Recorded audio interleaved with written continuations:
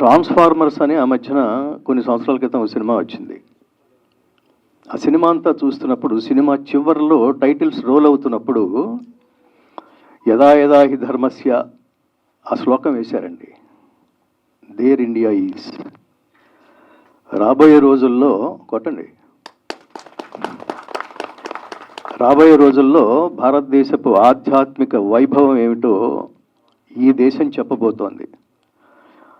యదా యదా హి ధర్మస్య గ్లానిర్భవతి భారత అభ్యుత్థానమధర్మస్య తదాత్మానం సృజామ్యహం పరిత్రాణాయ సాధూనాం వినాశాయ చ దుష్కృతాం ధర్మ సంస్థాపనార్థాయ సంభవామి సంభవామి యుగే యుగే.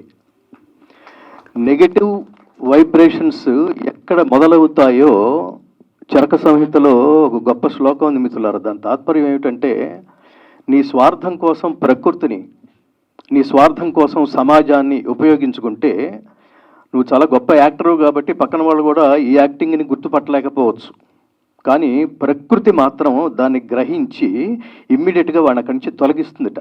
అది చెప్తోంది చరక. అంత లోతులకు వెళ్ళిన తపస్సులు ఈ దేశం నుంచి ప్రపంచానికి ఆధ్యాత్మిక జ్ఞాన సంపద పవర్ ఏమిటో చెప్పారు.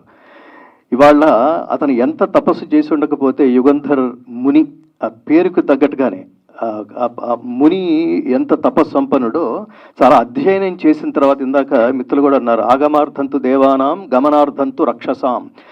ఏ సౌండ్ వింటే, ఏ సౌండ్ పవర్ఫుల్ వైబ్రేషన్స్ వింటే రాక్షసులు అది తట్టుకోలేక వెళ్ళిపోతారో, వాళ్ళకి అది నెగిటివ్ వైబ్రేషన్స్గా వినిపిస్తుందో, అదే సౌండ్ విన్నప్పుడు దేవతలు తత్ర దేవత ఆహ్వాన లాంఛనం, అదే దేవతలు నిన్ను వచ్చి ఆశీర్వదించడానికి నీ గడపలోకి అడుగు పెడతారో, అది ఆ గంట, అది నేను ఈ కాన్సెప్ట్ పట్టుకుని మీకు స్పైడర్ మ్యాన్ సినిమాలో కూడా మీకు ఆ సౌండ్ వింటే వాడు టెన్షన్ పడిపోతాడు చూడండి, ఆ విలన్.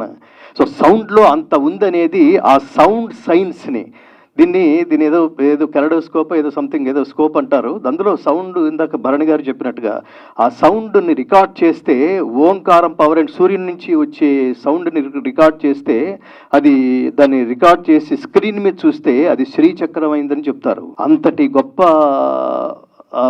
ఈ దేశ సంపద, జ్ఞాన సంపదని ఒక సినిమాలో ఎంటర్టైన్మెంట్ విత్ ఎన్లైటైన్మెంట్, అది నాకు బాగా నచ్చిన విషయం ఏమిటంటే, ఈ సినిమా ద్వారా అసలు నేను ఇక్కడికి ప్రధానంగా రావడానికి కారణం మా సాయి కుమార్ అనే ఆత్మబంధు